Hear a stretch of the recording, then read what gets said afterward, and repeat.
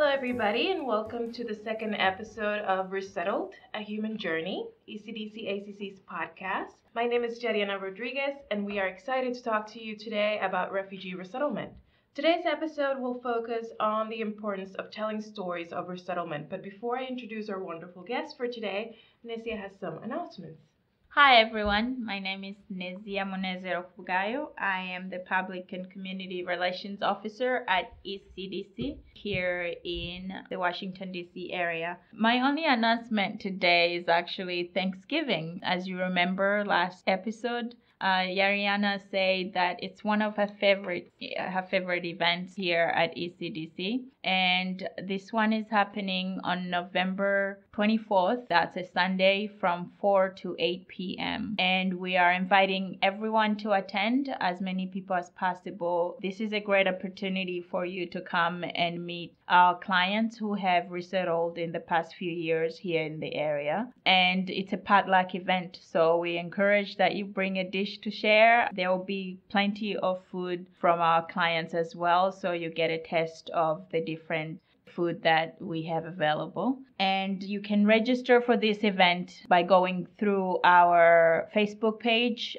and you can just look for the Ethiopian Community Development Council on Facebook, or you can search for the Refugees First Thanksgiving event on Eventbrite. If you have any questions or would like to volunteer for Thanksgiving, you can get in touch with us. You can email Yariana at yrodriguez@ecdcus.org. Thank you. And just on that, we are still looking for volunteers. We still have openings on decoration, our photo booth, sign-up table, and so on. So please let me know if you're interested or if you know anybody who is interested in participating in this wonderful event. So for this episode, we have invited Brandi Kilmer, Regional Program Coordinator of Their Story is Our Story, a nonprofit organization that works to collect and share firsthand refugee stories to cultivate meaningful relationships and to build strong and inclusive communities worldwide. So Brandi, thank you for joining us today. We're very excited to have you. Bringing about, a platform to refugee stories and refugee voices is something that we have done for a very long time. So we were very excited to hear your story. My pleasure. So I want to start not with a question, but just a request. Just tell us a little bit about the organization, the mission, what you do, and how you got started. Okay, awesome. So Their Story is Our Story, or TSOS, began as a group of people who were realizing they were at the peak of 2016 as we were seeing the influx in Europe in those refugee camps. They saw so many people saw refugees as a wave or a mass of humanity instead of seeing them as individuals. And so they felt the importance of telling the story. So, we had writers, we had photographers, videographers, artists, a group of people who got together and felt like they wanted to go and visit refugee camps and gain those individual stories so that they could be shared. And so really our mission, or name rather, explains our goal of showing that the refugee story is so closely linked to our own story. Their story is our story. And so when we can look at the individual, then we feel a closer tie and understanding as humans. So what countries do the refugees you feature usually come from? What has been the process for you to get these stories, and how do you target the people you feature in your stories? So that's a good question. We are telling a global story, and we target every country where there are refugees. And we started, like I said, in a European focus. We had two of our founders that were based in Frankfurt, Germany, and so there were refugee camps that were close by. So they visited those camps as well as in Greece. And then from there went to Paris and Italy and Syria and most recently they visited Bangladesh, where there's a large population of Rohingyas, and then recently visited Jordan. And so we've also had a team that's visited the southwestern U.S. border with a migration there, and then here in the United States we're also gathering stories of people who have resettled. And Right. so we want to tell not just those that are in camps, but those who are integrating into their communities. So whether it be here or wherever their host country is. So here in the United States, I'm representing Washington, D.C., and I'm working on gathering stories here in the greater D.C. area. And we have representatives in Kansas City and in Indianapolis, Salt Lake City, Seattle, and Portland. I'm glad you brought that up because I think a lot of people think that resettlement sort of stops once you arrive to the destination, and it does not. That's one of the reasons why we, thought about this podcast is to bring forth, there's so many aspects of refugee resettlement, Right. And we want to showcase all of them. So, what have been some of the most impactful stories that you have heard from people that come to your organization?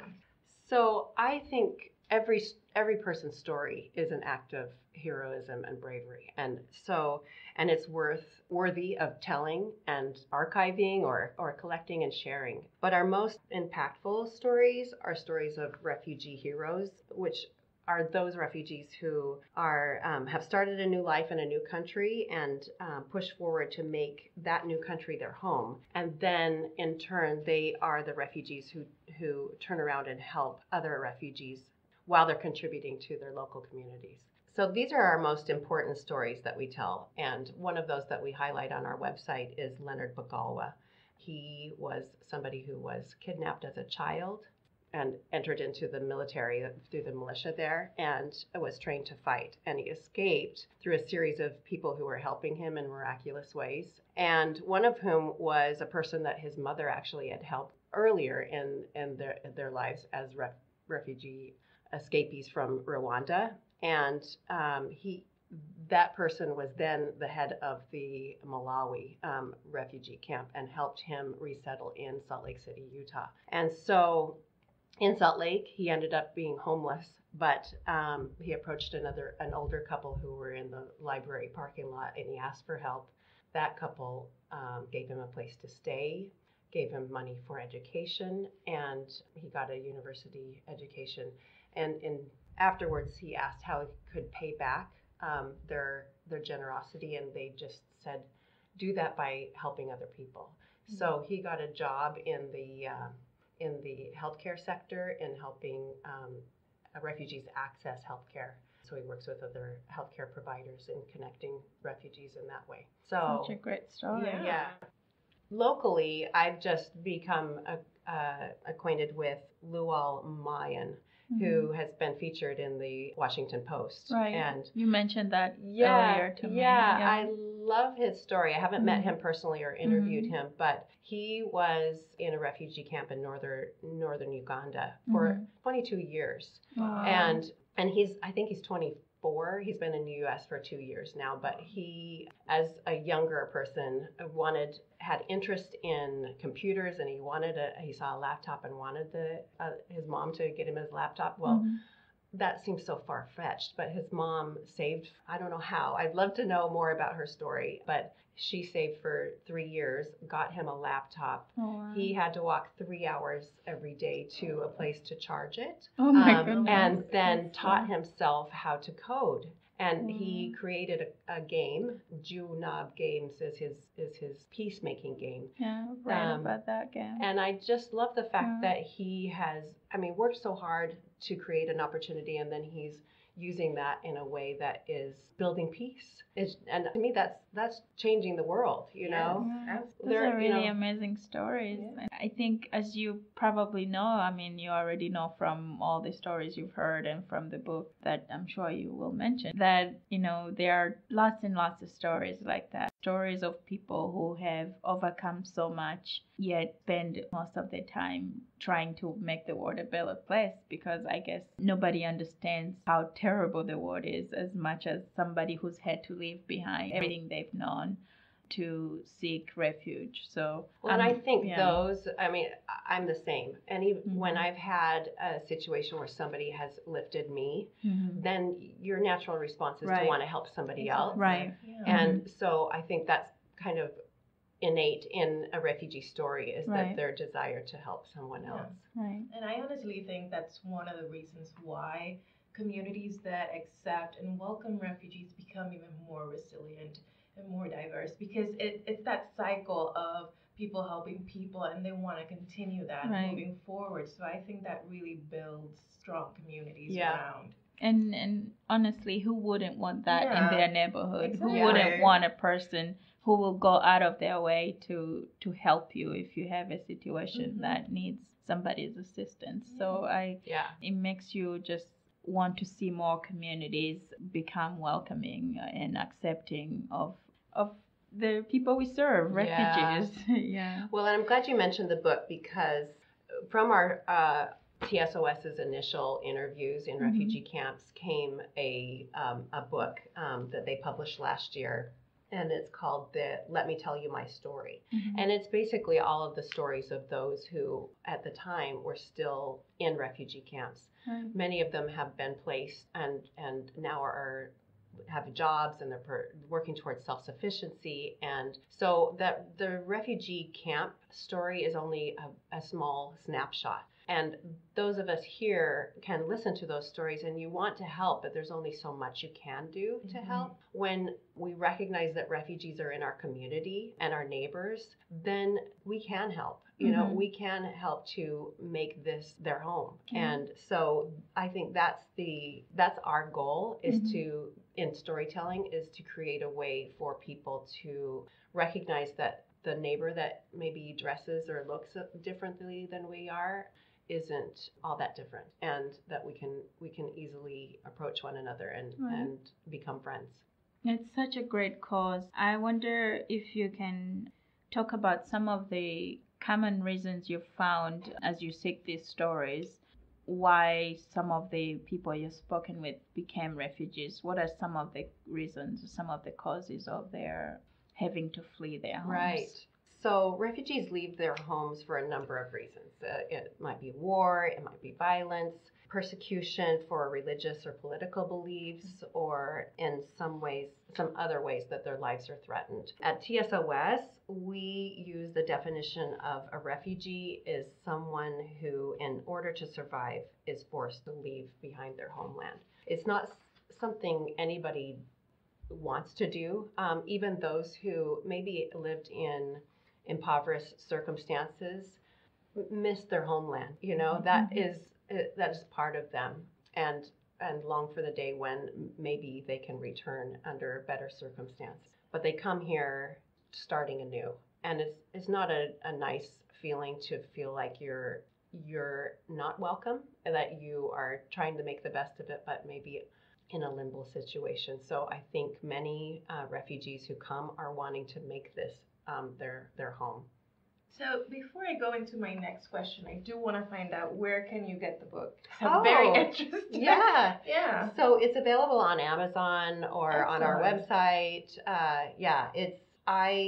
I joined TSOS after the book was published, but I just think that the photography and the story writing the pictures is look just great. Well done. It's just a beautiful piece of art. And I think they had high integrity. They wanted to give dignity to these refugees, and really many of the shots are up close, so that we, to bridge that gap. And then, likewise, to recognize that each individual is in fact an individual. They all have different stories. They all, share a common theme of having to leave their homeland under violent circumstances, but it's beautifully done. It really is. And for those who would like to get the book, like myself and Yariana here, we're ready. You can find it. Their website is tsosrefugees.org. Right. And again, the book is called Let Me Tell You My Story. Right, and so future books are also going to be published from the other stories that we're collecting, and we have a website as well as Facebook and Instagram, YouTube. So we're trying to find many venues in order to get these stories published. Well, going into that, why do you think it's important to give refugees a platform to discuss their experiences? So 1 in every 108 people on Earth is displaced.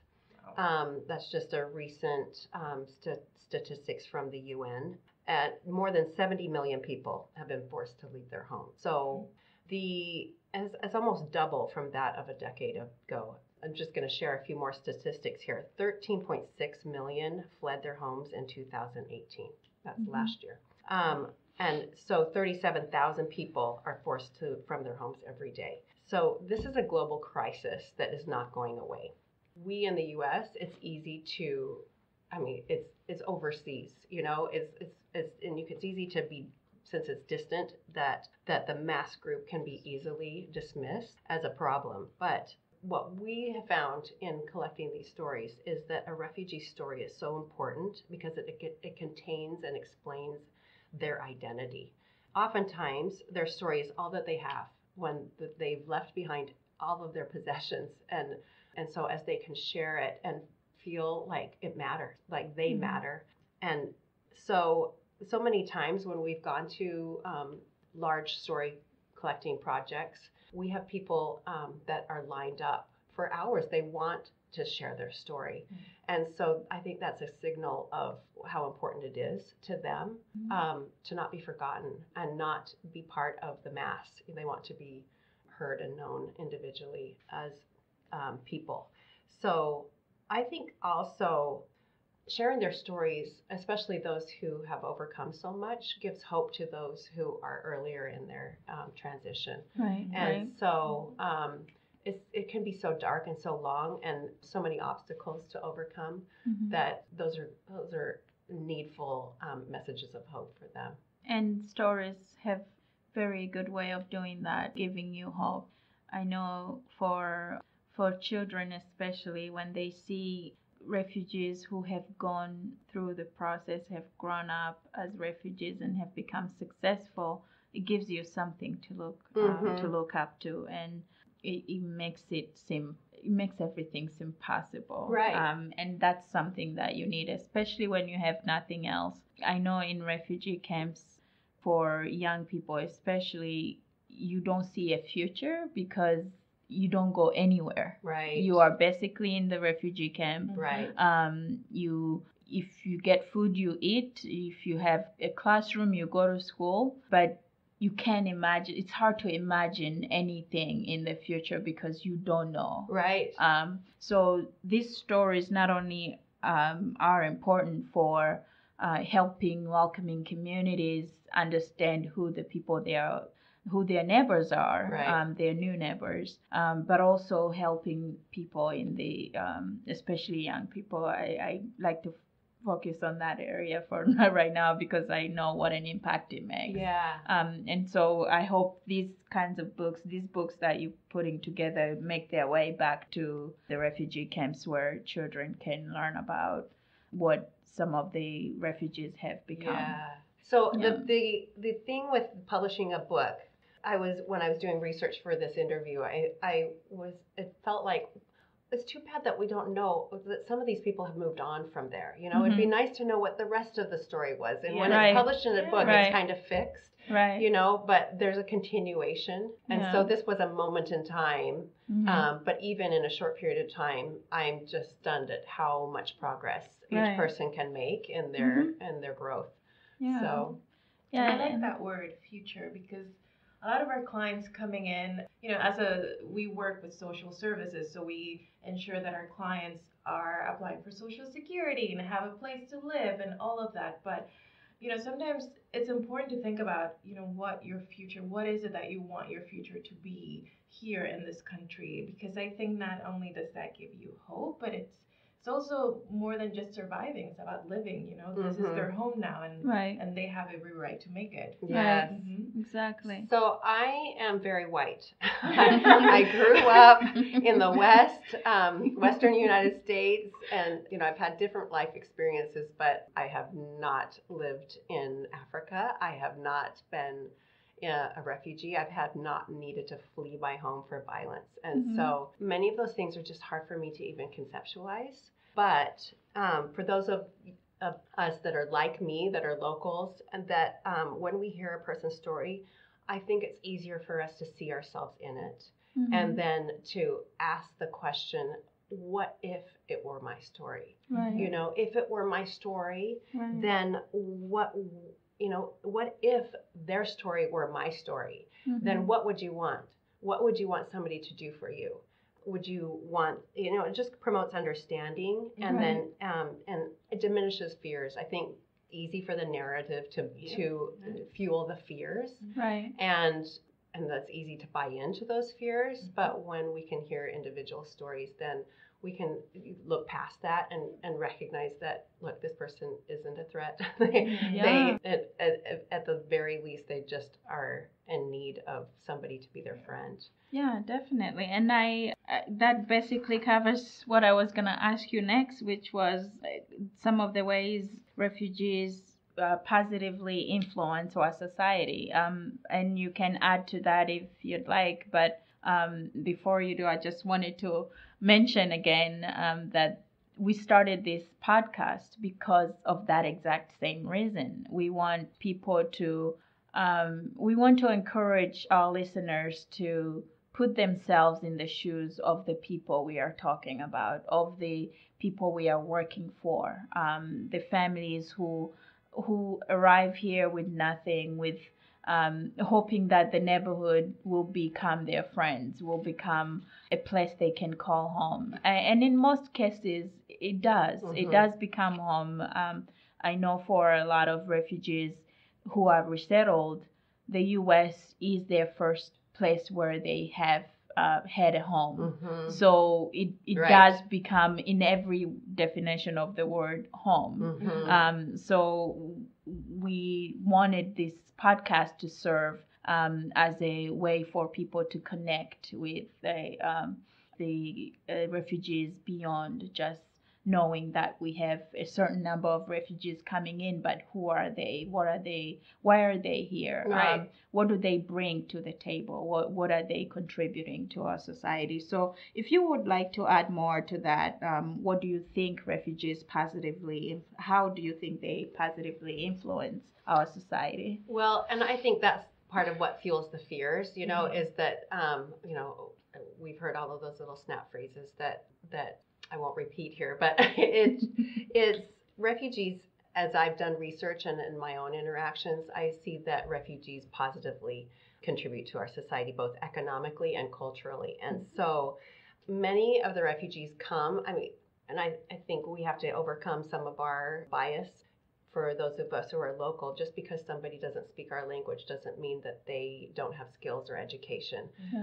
And so many of them have skills and education from their own country, and once they can assimilate and learn the language over that initial period of time, then they have things that they can contribute and want to, and they've worked really hard to get here. And definitely. So it's not that they want to have a purpose. They want to make a contribution. So they have strong desires, and man, they have grit and resiliency, and and that's going to show up when those barriers are gone. Then they can make just huge impacts in our society. So, and I think it's shown that even initially they're even paying taxes, and while there is some assistance is coming to them over the longer period of time, that they're contributing to the GDP. And so it's a higher income than it is the cost,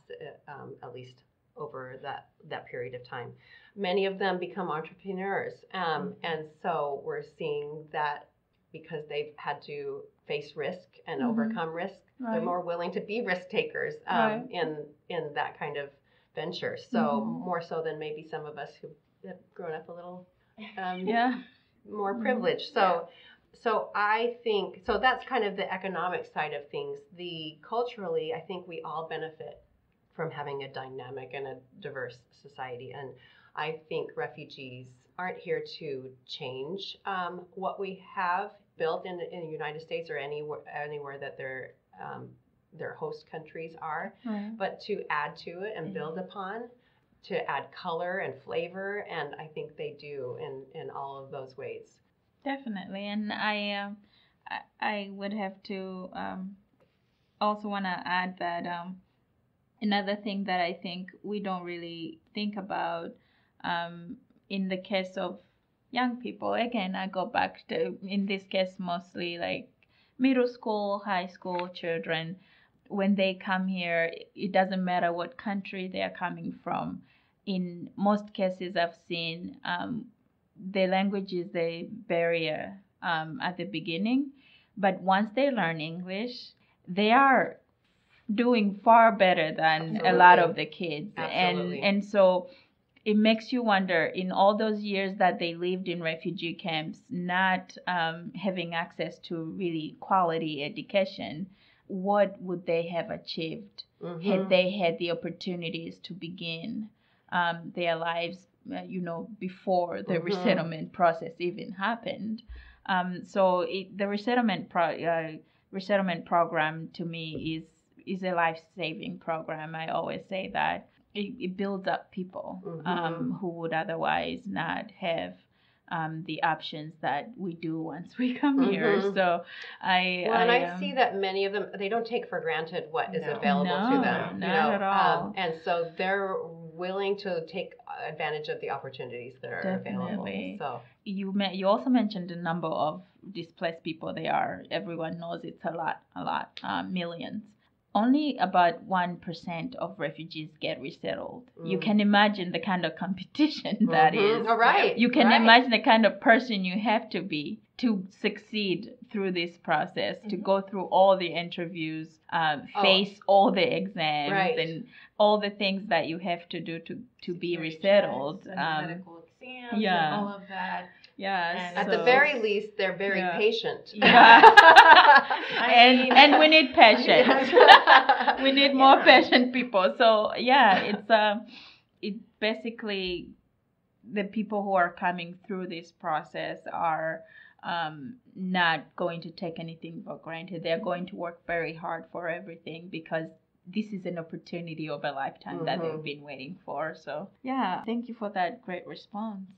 I mean, I guess going into that, my next question is about false assumptions that people have towards refugees, and I will just give my take on that. As I used to be an intern, I then went to be a case manager and a program manager, and a lot of the community members that I had contact with had a lot of questions on the legality of the populations that we served. Are they allowed to work? Are they allowed to, get a social security card, things like that? So it's a lot of misconceptions on the population that's coming in, but I will say that there is no one more vetted than refugees coming in. I mean, the whole process alone takes years, multiple security checks, immigration interviews, medical exams, all of that. So I don't think there's anybody more vetted than the people that are coming in as refugees. I agree. And the, any misconceptions that we have, and I just think that language is kind of a muzzle on anybody who comes to a country and doesn't know how, can't speak the language. It just, that creates a lot of misconceptions. And so also they've been through trauma and many times. And so that kind of can read a little bit differently for those of us who are trying to be welcomers. And so I don't think that, the false assumptions include the idea that our country is overrun by refugees, when in fact the U.S. used to be the number one in accepting refugees, as many as 3 million. In fact, from the post-World War II era to the late 1980s, we led the way in bringing refugees to our country. Now we place last in developing countries bringing in refugees, and this year it will be fewer than 17,000. So I think that it's incumbent upon those of us who are locals to, and I just was celebrating Governor Herbert's letter to President Trump, where he was saying the state of Utah is ready and willing to welcome more. And I just think that message needs to come from those who are allies, can express that to their cities, to their states and representatives, and because it is the communities that are those that are going to make policy. And so when the people in the communities are welcoming, then that will be a signal to those who are in leadership. Yeah, and just because you brought up that letter, we need more of those. We have to have, as resettlement agencies, we have to have all states and localities, so cities, mayors, sending in these consent letters, because now it's a requirement that they have consent before refugees are taken to their locations. So I believe right now we are 10% of the states have submitted letters. We need way more. That's not a lot. We need a lot more, especially because these are needed by January.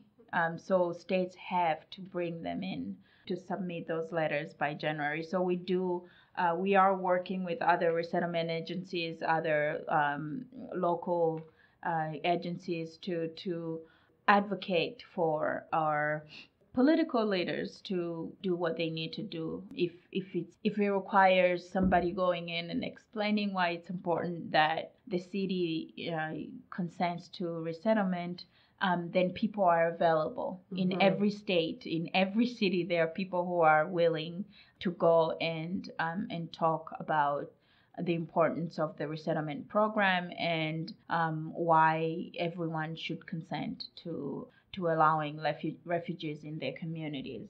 And with that, I'd like to proceed to the next question.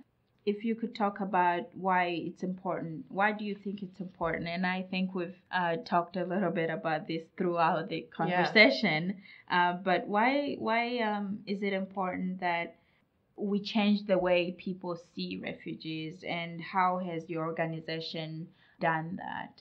So our mission is that these stories can help change the perception and the reception of refugees worldwide. So that perception, that's what we talked about, some of those misconceptions. If we can rewrite that for people, then we feel like the reception of refugees will change, so that people will be more welcoming and create a welcoming environment for them to come to and be more willing to reach out and approach them. So there are many agencies that are able to support refugees. They are looking for volunteers always. And so I think a lot of people who have good hearts and want to give support to refugees do so with material goods, which is a needful thing. But I think beyond that, refugees need a friend. They need somebody who can just be side by side with them along the way. And for me, that's just been a rewarding part of participating in refugee stories, is to recognize their goodness and how they add joy to my own life. And in every community where there is a resettlement agency, there is a program for connecting refugees with community members as friends, people who are there to walk them through the process of integrating in the new community. For our program, it's called First Friends, and people sign up for however long they're able. Is there a minimum of time people can join? Just to quickly go over what we're offering here is that we have this First Friends mentorship program where we match a volunteer with a family in need. Usually the process is a volunteer will come in for a volunteer orientation. I give 2 volunteer orientations a month, or they can go online and take the volunteer orientation session online. After that, they submit some required paperwork, and then I do a match. Basically, we can match you with a family, maybe a family that needs help learning English, a family that needs help applying for jobs. But really, they all need help just to be integrated into the community, just to have a friend to talk to.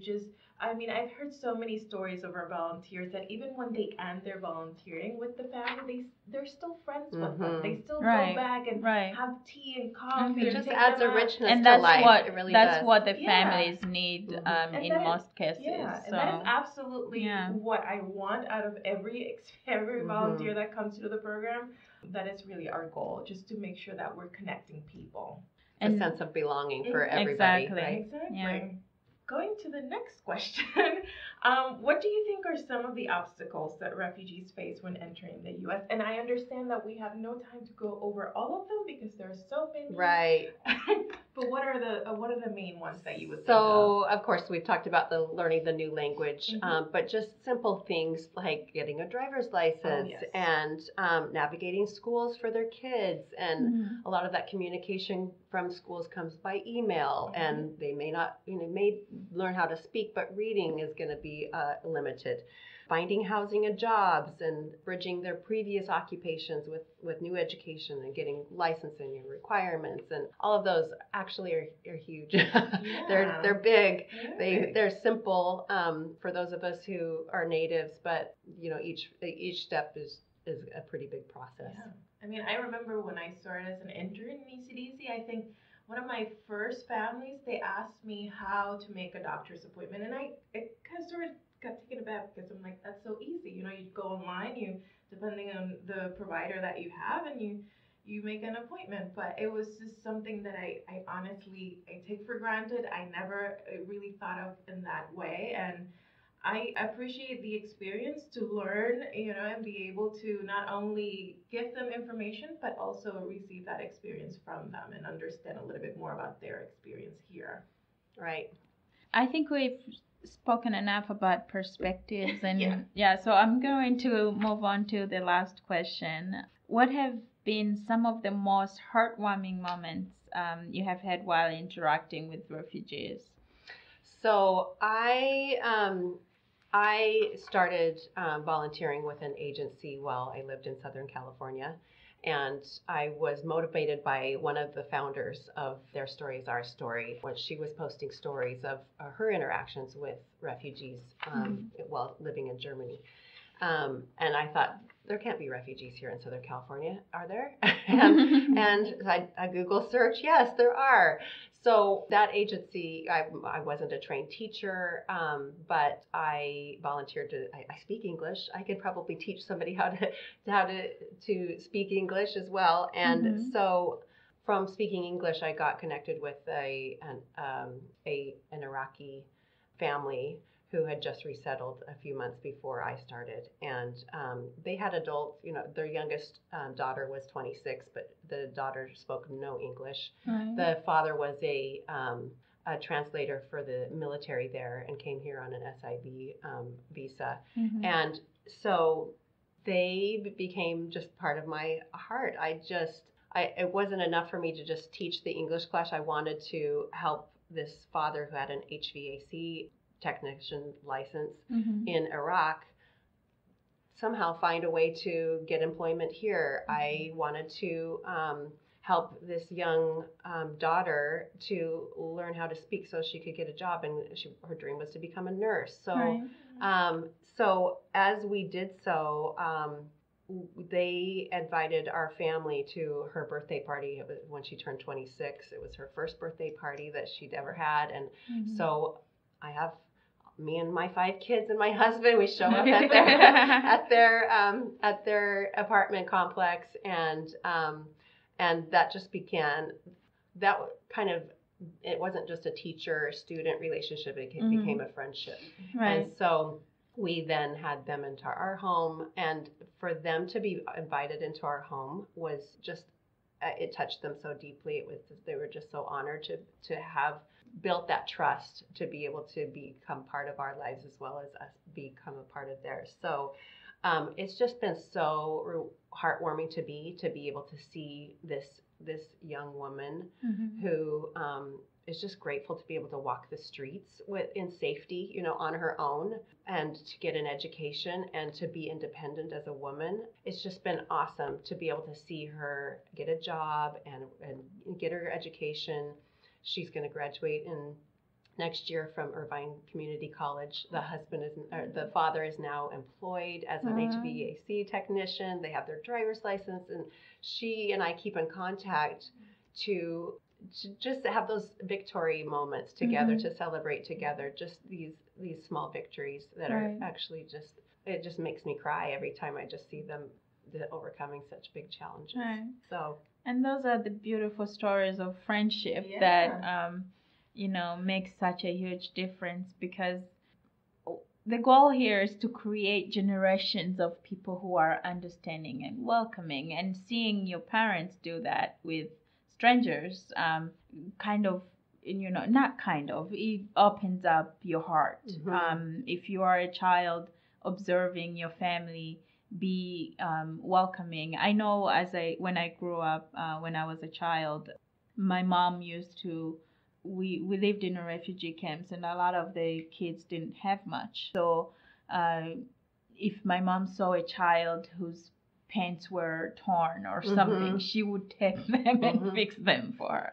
And I think a lot of the way I am now has to do with me watching my mother feed children whose names she didn't even know sometimes, and take care of the kids who needed somebody to take care of them in a way that their parents couldn't. So your story, the family you have become friends with, those are the stories that influence other community members to say, hey, maybe we can do that too. If I can do it, honestly, right? If I can do it, and it's really. And honestly, as you were talking about children, it was important for me not to just have my own experience. I wanted my children to also become welcomers as well. And that's really important, because what difference does it make if you are volunteering all your hours, but your kid is in college and doesn't say hi to their refugee classmate, or looks down upon them? So having that generational compassion too is really important. So thank you so much for your time and for being here with us today. You've shared some really beautiful stories, and I'm sure we'll both go and I'm sure we'll both find the book and read more of the stories that your organization has covered. But there are plenty more of opportunities to hear and to share stories of refugees. I'm so grateful to social media nowadays, because it's so easy to put stories out there. Absolutely. And to make an impact through that. Everybody's attached to their phone anyway, so give them something good to read or watch. I would say to your listeners, if you have any stories that you feel like should be told, and whatever, contacting you or contacting us, so that we can share those stories.